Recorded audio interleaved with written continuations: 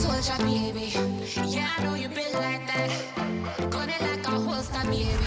Shouldn't say you're wicked like that. We live where the war is raging, chasing our crazy dreams, hoping that the bridge won't cave in. Est-ce que l'euro est oublié, digéré, un mois et demi après? Oublier, non. Non. Il faut s'en servir. C'est quelque chose sur lequel on va s'appuyer avec mon staff pour préparer cette période de qualification pour la Coupe du Monde en Russie. Digérer, oui. Ça met un peu de temps, des fois un peu plus de temps, mais forcément quand on perd une finale, c'est toujours très difficile, c'est cruel, mais il faut l'accepter parce que c'est le haut niveau. Ça a mis du temps, ça a mis plusieurs jours, plusieurs semaines. Comment s'est fait le processus? Il a fallu être en vacances, loin de tout? Le temps fait son travail, oui. Bah après, parce que ça s'arrête d'un seul coup, et puis parce que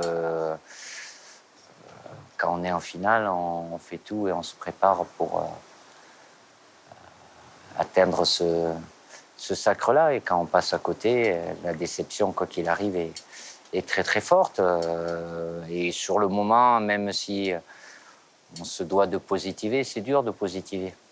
Et de se dire que c'est très bien ce qu'on a fait, mais il manque l'essentiel. Après, avec le temps, dans l'analyse, forcément, avec le recul, et puis les choses de la vie font aussi que... Voilà. C'est quoi les choses de la vie? Ce qui s'est passé au mois de juillet, au mois d'août, de discuter avec des proches, avec des gens qui ne suivent pas forcément le football, qui vous sortent un peu de ce qui s'est passé? Oui, et puis les choses dramatiques qui peuvent survenir aussi, qui permettent de relativiser. C'est vrai, c'est que du football. Là, le football a été au centre de l'Europe, du monde, parce que c'était le championnat d'Europe. Mais voilà, après... C'est quelque chose qui est fabuleux, mais ça reste du sport et de très haut niveau, avec des joies très fortes, intenses, et des déceptions qui sont tout aussi fortes. Qu'est-ce qui a aidé à oublier de croiser des gens dans la rue au mois de juillet, d'août, de sentir que cette équipe de France leur avait apporté pas mal de bonheur? Oui, bon, les gens sont unanimes sur les émotions qu'ils ont pu partager, le fait qu'ils étaient à fond derrière cette équipe-là par rapport à ce qu'elle dégageait, ce que les joueurs faisaient sur le terrain, d'avoir cette ferveur populaire derrière nous, même si nous, durant la compétition, on était quand même dans notre bulle, et moi encore un peu plus. Voilà, on a donné du bonheur aux gens. Même, j'ai même ressenti, ou j'ai le sentiment que d'avoir gagné ou pas gagné... C'était pareil? Non, c'est pas pareil. Pour moi, c'est pas pareil, mais sur le plan émotionnel, le plan humain, ce match-là, on l'a gagné. Mais bon, ça a été le cas avant la compétition, et au mois de mars aussi, quand on a eu les 2 matchs amicaux, voilà, le public était à fond derrière cette équipe, et durant cet Euro, voilà, peu importe où ils étaient en France, à l'étranger, peu importe les villes, les villages, voilà, ils se sont identifiés à cette équipe de France. Et c'est quelque chose qui est très, très important pour les joueurs. Ça n'a pas été toujours le cas. Dans la thérapie, on va l'appeler comme ça, de l'été, quelles ont été les images importantes? Quelles ont été les images qui sont revenues régulièrement, qu'il a fallu peut-être chasser de l'esprit pour passer à autre chose? Des moments qui reviennent et qui ne reviennent plus? Bon, qui ne reviennent plus. Après, on ne peut pas revenir en arrière, mais le moment le plus important, c'est la finale. Et quand il y a le trophée qui est remis et qu'on regarde l'équipe adverse recevoir ce trophée. Alors qu'au départ, on était là pour le soulever, mais... et je ne veux pas enlever, bien sûr, le mérite aux Portugais. Ils sont champions d'Europe, ils le méritent, mais... Et vous vous dites quoi à ce moment-là, vous? Qu'est-ce que j'ai mal fait? Non, Comment non, on est arrivé là? Pourquoi on ne gagne pas ce non, soir? Non, l'expérience sert aussi à ça. Je me dis pas et si, et si, et si. Sincèrement, en refaisant... on peut pas. En refaisant les mêmes choses, on refait ce match-là 10 fois, je suis sûr qu'on va le gagner plus que de le perdre. Mon coiffeur, il m'a dit hier, la France, elle n'a pas perdu, mais elle n'a pas su gagner. J'ai trouvé ça pas mal. Ouais, tout dépend. Mais C'est comme, sur ce match? Ouais, ben après, on n'a pas su gagner, non. À partir du moment où on ne marque pas, on ne peut pas gagner un match. Ou si ce n'est aller à la séance de tir au but, mais les Portugais ont marqué avant. Mais on a eu les occasions, les opportunités. Et après, ça se joue à peu de choses. Jusqu'à la finale, ça a plutôt tourné en notre faveur. Et sur ce match-là, après, oui, qu'est-ce qu'il a manqué? Un peu de lucidité, de réalisme, un peu de fraîcheur, ce qui est logique aussi, mais...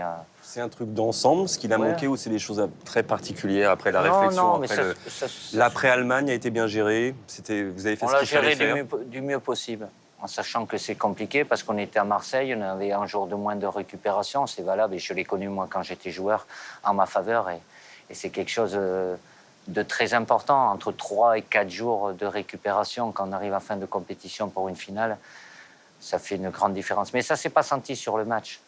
On l'a ressenti dans les prolongations et surtout dans la deuxième période de prolongation, quoi. Mais le match, on l'a fait, les occasions, après, ça se tient. Voilà, et c'est pas la première fois que je le dis. Un poteau rentrant, un poteau sortant à la 90e, c'est la même chose? Non, c'est pas la même chose. Ça se joue à peu de choses. Donc ces petits faits de match aussi, la blessure de Ronaldo, la suite, la petite blessure d'Hugo juste avant la frappe d'Eder, Ouais, ça fait partie du mais foot. ça fait partie du c'est que ça. scénario du match et un rapport de force. Les Portugais, ils ont leur premier tir cadré à la 80e minute. Nous, on a les occasions. Évidemment, on a celle de Dédé Gignac avec le poteau. Bon, elle revient, elle peut revenir sur Antoine, elle ne revient pas. Voilà, ça fait partie du foot. Ça peut être plié là et il n'y a pas tout ce qu'il y a après, mais ça ne s'est pas passé comme ça. Vous passez facilement à autre chose derrière, ou vous dites Ouais. qu'est-ce que j'ai mal fait, à quel moment j'ai pas choisi le bon mot, mon choix de joueur, non. Autrement, je me fais des nœuds au cerveau. Non, non. Non, puis ça sert à rien. Puis j'ai pas les réponses. Personne ne peut avoir les réponses. Après, quand ça s'est passé, oui, mais s'il avait... Mais personne ne peut savoir comment ça se serait passé. En faisant les mêmes choses avec les mêmes joueurs, ça pouvait se passer différemment, mais ça n'a pas été le cas et on ne pourra pas revenir dessus. S'il y a une part de responsabilité du sélectionneur pour le parcours global, mais pour la finale aussi, ce soir précisément, elle est où votre part de responsabilité dans les victoires d'avant et dans la défaite de la finale? Le football est fait comme ça. Quand l'équipe gagne, allez, 90% c'est le mérite des joueurs et quand l'équipe perd, c'est 90% la responsabilité du sélectionneur. C'est pas moi qui ai fixé ça, c'est comme ça. Je suis heureux et fier. Avant la compétition, je l'ai dit et j'avais confiance en ce groupe-là et je suis très fier de ce qu'ils ont fait. Et je suis malheureux pour eux qu'ils n'aient pas été récompensés par ce titre de champion d'Europe. Après, dans ce qu'ils ont très bien fait, il y a des choses qu'on n'a pas toujours très bien maîtrisées, mais je ne suis pas à dire, quand j'ai eu à monter le ton ou à en prendre certains en entretien individuel ou collectivement, voilà, notre staff, on a fait en sorte de les mettre dans les meilleures conditions. Après, j'ai été joueur aussi. Hein. Les acteurs, c'est eux. Ils sont sur le terrain entre choisir une passe plutôt que de frapper, un dribble. Voilà, quoi. Mais ça n'enlève à rien ce qu'ils ont fait. Mais voilà, il nous a manqué ce petit but, quoi. Et les spectateurs, c'est nous Ouais. tous les Français qui vous ont regardé. On a souffert avec vous beaucoup, quand même, sur ces matchs compliqués qui se débloquaient à la 90e, Ouais, à la mais c'est 90e bon. minute. C'est bien. C'était bien aussi, c'était Ouais, facile à vivre. Ouais, on a facile souffert à avec vous, vivre. on s'est dit, cette équipe, pour l'instant, elle n'a pas de style. C'est une question que je vais vous poser, c'est quoi le style? Et ouais, que répondre à ceux qui disent que cette équipe de France, elle n'a pas encore trouvé son visage, même si elle a fait une belle performance. C'est quoi un visage? C'est quoi un style? Qui c'est qui a du style? Quelque chose de lisible peut-être pour les gens qui suivent le foot, de se dire ah oui ok je comprends que ce joueur-là il doit faire ça et que ce joueur-là son poste c'est ça. On a lisible, senti hein. pendant 2-3 semaines que vous cherchiez des fois le meilleur positionnement pour certains. Pogba en a été un exemple. Oui, mais après c'est valable pour tous les sélectionneurs. Est-ce qu'il y a une équipe qui a commencé la compétition et qui a joué toute la compétition avec les mêmes joueurs et le même système? Non, même l'Allemagne. L'Allemagne a changé de système contre l'Italie en quart de finale. Après, chaque sélectionneur fait en sorte de tirer la quintessence de son groupe. Après, qu'on ait trouvé dans une animation différente à partir de la deuxième mi-temps contre l'Irlande du Nord, oui. Et puis c'est pour ça après que j'ai pas voulu bouger parce on était performant comme ça. Après c'est une question d'équilibre. C'est pas forcément l'équipe ou le système qui commence la compétition. C'est le même qui l'a fini aussi. J'ai connu ça en tant que joueur. Et puis un joueur, il peut être bien les 2-3 premiers matchs. Il peut être moins bien après. Et puis il y en a d'autres qui peuvent Est-ce qu'il y a eu un match où tout s'était bien, où vous avez senti que tout s'était bien au même moment dans cet Euro-là, où vous vous êtes dit, là, je suis serein, vraiment serein pendant ce match-là? Oui, c'est l'Islande. Parce que on a eu beaucoup de temps, parce qu'on a eu une semaine, mais parce qu'il y en a d'autres adversaires qui s'étaient fait piéger et on passe toujours beaucoup de temps à préparer, à analyser, mais là c'était tellement spécifique qu'on y a passé vraiment beaucoup de temps. Beaucoup de temps. Et puis dans leur qualité, mais aussi leurs défauts, on a pu leur faire mal à chaque fois par rapport à leur point faible. Après, bon, c'est toujours facile. Après, oui, mais c'est que l'Islande. Oui, mais il y en a d'autres avant et non des moindres. On n'est pas tombé dans aucun piège. Voilà, il y a des équipes qui sont tombées dans certains pièges. Nous, on n'est pas tombés. Certes, on n'a pas tout maîtrisé pour différentes raisons, parce qu'aussi, on sortait de 2 ans de matchs amicaux. Il y avait une attente et de rentrer dans la compétition, match d'ouverture.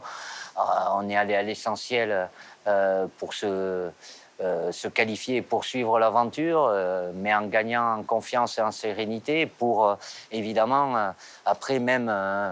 si on n'a pas tout maîtrisé, on a eu une première mi-temps contre l'Allemagne, qui est certainement la meilleure équipe, où ils nous ont fait souffrir sans pour autant céder. Mais à l'arrivée, on se qualifie pour la finale. Il n'y a rien qui arrive par hasard, mais après, ça peut se jouer sur des détails. C'est ça le niveau. Et si vous aviez battu le Portugal le 10 juillet au soir, vous seriez resté sélectionneur de l'équipe de France? Oui, La question serait posée? Non. Non. Parce que c'est le début d'une aventure et que ce groupe, vous avez envie de l'accompagner. Celui qui s'est confirmé, qui est né en juin, vous avez envie de l'accompagner au moins 2 ans? Parce que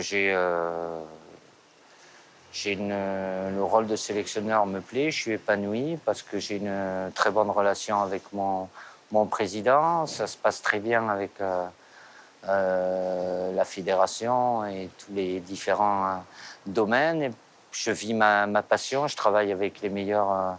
j'ai la chance de travailler avec les meilleurs joueurs français, donc puis parce que je me suis engagé.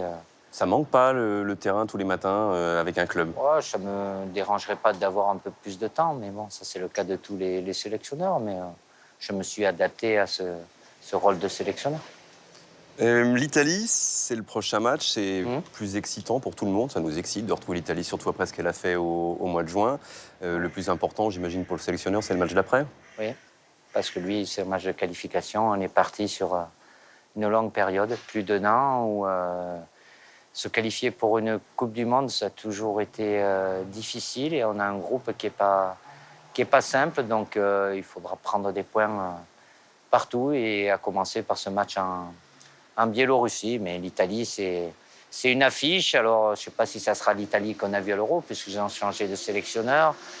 Il peut changer des joueurs, il peut changer de système, mais ça reste, quand on rencontre l'Italie, l'Angleterre, l'Espagne, le Portugal, bon, ça reste, c'est des pays frontaliers, ça reste des affiches. Ce ne sera peut-être pas l'Italie qu'on a vu à l'Euro, ça ne sera pas tout à fait la France non plus, qu'on a vu à l'Euro. La liste, vous venez de la communiquer il y a quelques minutes.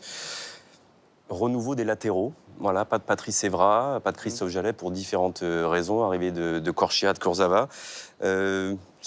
Comment expliquer ce choix? Est-ce que ça condamne les 2 premiers que j'ai cités, qui étaient avec vous à l'Euro? Il n'y a personne qui est condamné. Après, on est parti sur un objectif, se qualifier pour une Coupe du Monde qui aura lieu dans 2 ans. Donc, comme je l'ai fait au sortir de la Coupe du Monde 2014, il y a se projeter aussi et de pouvoir donner du temps de jeu, donner de la responsabilité à des joueurs jeunes, mais qui ont un potentiel, et pour qu'ils puissent s'aguerrir et franchir les paliers, il faut qu'ils soient en condition d'avoir du temps de jeu. Mais c'est pas au détriment d'autres joueurs. Bon, c'est pas les deux mêmes cas, Patrice et Christophe Jallet. Patrice, lui, bien évidemment, il a le niveau international. Dans 2 ans, il aura un âge avancé aussi. À lui de se maintenir. Christophe, il a un début de saison compliqué où il joue peu, il était blessé. Donc, voilà. Evra n'est pas condamné en équipe de France avec Non, vous mais pour l'instant. il y a pas de, je suis pas là pour Condamné? condamner. Bien au contraire, je suis là pour sélectionner sur le moment et en me projetant toujours. Quand j'ai préparé la Coupe du Monde 2014, j'étais sur 2014, mais je me projetais aussi. Après, aux joueurs aussi de répondre aux attentes. Et après, quand j'aurai des choix définitifs à faire, eh bien, je réfléchirai bien pour trancher. C'est pas un choix définitif déjà pour la Biélorussie? C'est quand même une forme de définitif, non? C'est un match Ah important. non, c'est pas définitif, c'est un choix du moment, parce que c'est pas voilà, c'est le début d'une aventure par rapport au fait de donner de la responsabilité et offrir du temps de jeu. C'est pas en attendant aussi des mois, voire un an, voilà. Mais il y a l'obligation de résultat. Mais si je fais ça, c'est parce que j'ai confiance en ces joueurs-là. Si j'avais pas confiance, alors qu'on a un match de qualification, je prendrais pas cette décision-là. On comprend que l'important, c'est de se projeter, mais que c'est aussi le moment. Vous avez dit tout à l'heure en conférence de presse, pour Benzema, par exemple, c'est pas le moment. Et Non. le moment, c'est moi qui le déciderai. Ça va dépendre de quoi, à votre avis, ce moment-là, et de son arrivée ou pas? Des performances de Karim, des performances de l'équipe de France? Bien évidemment, tout compte, les performances individuelles. Et puis après, moi, je suis là de toute façon. Quel que soit le joueur, je fais en sorte de faire des choix pour le bien de l'équipe de France. Si j'estime que c'est le bien de l'équipe de France, je prends le joueur. Si je pense que c'est pas le cas, ben, c'est pas spécifique à Karim ou à d'autres joueurs. Donc, j'ai toujours fonctionné comme ça et je fonctionnerai toujours comme ça. Et vous comprendrez que les gens trouveront que c'est un peu spécifique, vu son statut, Oui, après, à Karim Benzema. Statut De joueur confirmé en équipe de France, dans un grand club européen, et qui, a priori, a le même niveau que les autres attaquants que vous allez sélectionner. Oui, après, je dois faire des choix, comme je l'ai dit, par rapport à ce que je pense être le bien de l'équipe. Le petit nouveau, parce que c'est un nouveau, malheureusement il s'est blessé avec vous il y a 1 an, c'est Nabil Fekir, Oui. qui lui n'est pas encore à 100%, mais là c'est un signe fort de votre part. Il est déjà revenu à un bon niveau. Il a eu une grave blessure, il s'est blessé avec nous. C'est quelqu'un sur qui je compte beaucoup. Je ne l'aurais pas sélectionné s'il n'était pas déjà à un bon niveau. Après, il a besoin, c'est normal, encore de rythme et de compétition. Après, c'est le choix du moment aussi par rapport au poste et au registre spécifique des uns et des autres. C'est pas que lui dire je te tends la main, voilà, je te fais venir. Si je le fais venir, c'est parce que je sais ce qu'il était capable et ce qu'il est capable et ce qu'il sera capable de faire. Donc c'est sa forme, c'est sa spécificité qui fait qu'il est préféré aujourd'hui à quelqu'un comme Matem Ben Arfa, par exemple? Oui, après, c'est des choix de poste, bien évidemment, de forme aussi, de temps de jeu aussi, même si j'ai des joueurs, après, si je dis ça, vous me direz, oui, mais il y a des joueurs, ils n'ont pas joué. Après, voilà, les critères, il y a un critère sportif, bien évidemment. Après, c'est par rapport à ce que je veux mettre en place, c'est d'avoir de la complémentarité et avoir des joueurs qui peuvent évoluer à certains postes, dans certains systèmes, pour que j'ai la liberté de pouvoir choisir et ne pas être prisonnier d'un seul système. Bon, vous lui avez dit quoi à Matuidi sur la Juve quand il vous a demandé des conseils? C'est un grand club. Que c'est un grand club? Oui, oui, mais il est dans un grand club. Et le fait qu'il joue, enfin qu'il ait un début de saison perturbé, un peu comme Moussa Sissoko, qui soit dans la liste, ça aussi c'est une preuve de confiance, parce qu'on sent quand même que dans votre liste, il y a quelques joueurs qui seraient dans un moment un peu moins bien, qui seraient quand même dans cette liste. Ça a toujours été le cas, mais Oui, même avec mais on commence à les cibler de plus en plus. même avec d'autres sélectionneurs aussi, et j'ai connu ça quand j'étais sûr. joueur aussi. Tous les joueurs, quels qu'ils soient, qu'ils aient 50 ou 100 sélections, ils peuvent avoir une période un peu plus difficile, ponctuelle avec un club. Mais bon, ça ne m'empêche pas de d'avoir le même avis sur eux. Et si j'estime que c'est important qu'ils soient là pour l'équipe de France, c'est pour ça que je les prends. La réaction sur le transfert Paul Pogba, le prix, la somme? C'est le football, c'est comme ça. Après, je suis pas là pour commander. Il y est pour rien, hein, Paul. Il appartenait à un grand club qui a fixé un prix, et l'acheteur, Manchester United, a payé. Donc voilà. C'est un scénario de carrière, une progression ou un équivalent qui convient au sélectionneur de l'équipe de France de voir Paul choisir ce chemin-là? Oh, il reste à la Juve, ça ne me posait aucun problème. Maintenant, je sais où il est, à Manchester, avec José Mourinho, donc ça me va très bien aussi. Après, c'est les joueurs, ils choisissent, c'est leur choix de carrière aussi. Ils peuvent prendre des décisions à un moment qui peuvent sembler bonnes, mais qui peuvent, avec le temps, se révéler peut-être moins bonnes, ou l'inverse. Donc, mais là, ça ne pose pas de problème. Après, connaissant Paul, le fait que le prix du transfert, il ne va pas l'avoir sur son maillot. Lui, ce qui l'intéresse, c'est le terrain et ce qu'il fait sur le terrain. Et ce qui vous intéresse, c'est de voir son positionnement, peut-être à lui aussi, sur le terrain, là où Mourinho va le placer. Ça aura des conséquences aussi sur le positionnement qu'il aura en équipe de France? Non, Paul, il peut jouer un peu à tout. On va le voir encore, comme pendant l'Euro, Paul Pogba, d'un match sur l'autre, changer de position avec vous? C'est déjà arrivé. Voilà, la Juve aussi. Il a même joué des fois comme attaquant. Hein. Certains matchs importants de Champions League aussi. Là, comme il a commencé avec Manchester, il joue dans une doublette de milieu de terrain devant la défense. Paul, il peut tout faire. Et il peut progresser? Oui, ben, déjà ce qu'il fait, quand on dit progresser, on dirait qu'il est déjà à un très très haut niveau. Évidemment, il y a une attente qui est toujours très forte, peut-être trop forte. Mais je lui ai déjà dit, et je lui redirai sans cesse, des fois de faire des choses qui peuvent paraître anodines, c'est utile à l'équipe aussi. Elle n'est pas là que pour faire des gestes de classe ou des éclats. C'est un milieu de terrain, il marquera des buts, il fera marquer, mais il est là aussi pour faire des choses peut-être qui passent moins, qui sont moins visibles, mais qui sont utiles à l'équipe. Dernière question, vous êtes un peu comme un écolier, c'est une nouvelle rentrée, il n'y a pas un nouveau cartable, mais il doit y avoir un nouveau costume. Ou plutôt un prof ou un instituteur, les écoliers, c'est les Mais on a envie de joueurs. changer, c'est un peu comme le 1er janvier, on a envie de prendre des bonnes résolutions. Est-ce qu'il va y avoir des changements en équipe de France au sens tactique? Est-ce que vous avez envie de tenter d'autres choses? Ou déjà, vous avez un peu déjà tout exploré et Non, peut-être je vous suis pas là basez pour- sur un style un peu plus clair? Je suis pas. Ou arrêter. Ça voudrait dire que c'est pas clair jusqu'à maintenant. Les choses, pour moi, sont claires. Après que je sois amené à changer d'un match à l'autre ou en cours de match, ça fait partie aussi. On doit avoir cette possibilité pour surprendre l'adversaire, pour le mettre en difficulté. Mais je sais où on doit aller et comment on doit y aller. Après, il faudra le démontrer sur le terrain. Merci à toi. Stand up like a soldier.